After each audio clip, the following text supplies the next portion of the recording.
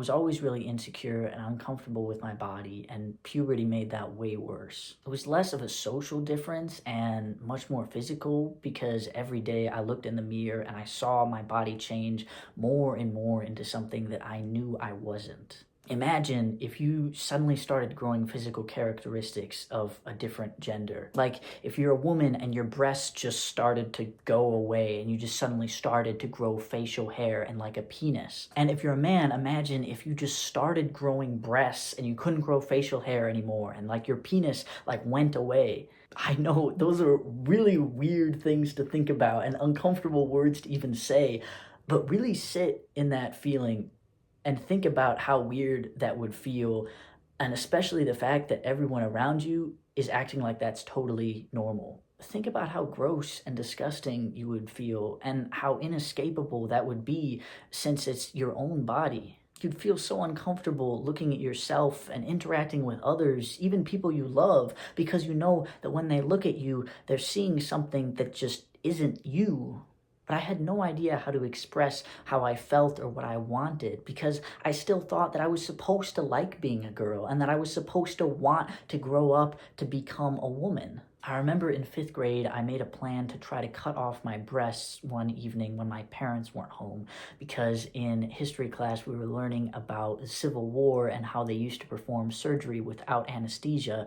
So I knew that it could theoretically be done, and I thought that that was the best option because I didn't want to have to like bother anyone else about it or make it anyone else's problem. I thought that I could just take care of it myself, feel okay, and just be done with all of that. And the only reason that I didn't go through with it last minute was because I realized that I didn't have enough paper towels to clean up how much blood I was afraid there was going to be. And I realized that even if there was and someone still found out, I had no idea how to logically explain to them what I wanted to do to myself since I knew it sounded crazy.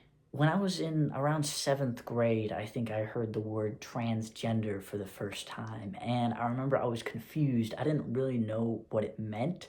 I thought there was like a list of criteria you had to have. And I thought that I couldn't be transgender because I knew that I also was attracted to guys. And I thought that if I was transgender, then I was a man. So then I would therefore be gay. And I didn't know if I was allowed to be transgender and gay. Like that sounded really complicated and weird, and I also didn't want to be both of those two things because that sounded really complicated and weird. I didn't want to be transgender or gay. Those were weird insults that were for other people who weren't like me. But I also knew that I couldn't be a girl. Eventually, I remember overhearing a conversation between some classmates in the hallway, and they asked the question, imagine if you could wake up the next morning as another gender and have everything completely changed, like socially, medically, legally, like you are that other gender, no questions asked. Would you be okay with it?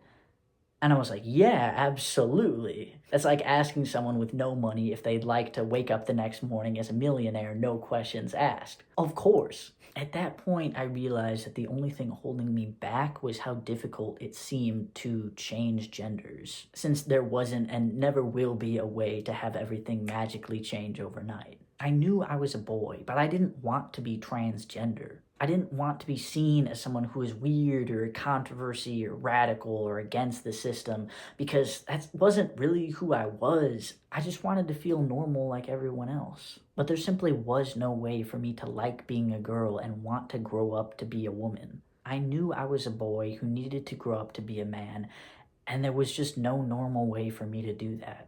But I had to try.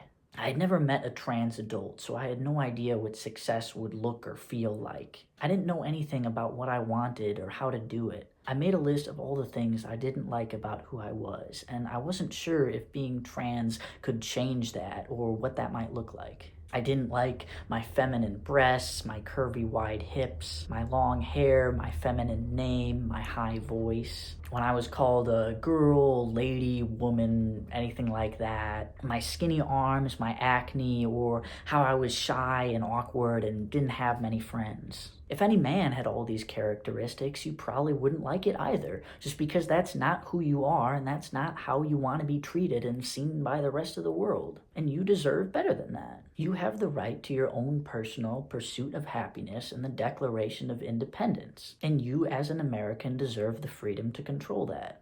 And of course, all these things do not have to do with being trans. The skinny arms, the acne, the being socially awkward, that just has to do with being a kid and growing up, normal insecurities. But not liking my feminine breasts, my name, my high voice, and even being called a girl, that's something different. This feeling of being disconnected and extremely uncomfortable with your body because of the gender that you are is called gender dysphoria. It's a clinical term that you don't have to know or memorize, since fortunately most people never have to experience it. But to put it simply, I know that I am transgender because I experienced a ton of gender dysphoria for my entire life because I hated everything about being a girl and I knew that I should have been a boy. Gender dysphoria can be really hard for most people to understand, which is probably a good thing because most people never have to question if their gender feels right for them. It's kind of like the idea of questioning if you can eat peanut butter or not.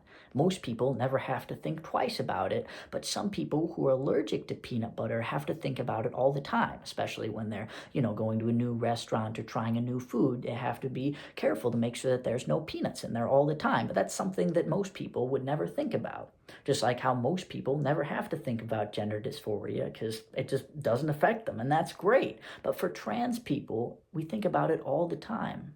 I eventually found out that I am transgender by doing research on my own on the internet, but this should not be the norm since there is so much unregulated, incorrect information out there. You do not want anyone who isn't transgender to accidentally get the wrong information and think that they are transgender, just as much as you wouldn't want anyone who is transgender to accidentally get the wrong information and think that they're not transgender. You deserve the freedom over your own identity. You deserve the truth as to whatever that is, which should never be dictated by anyone else, especially not the government, because that decision is about your personal safety.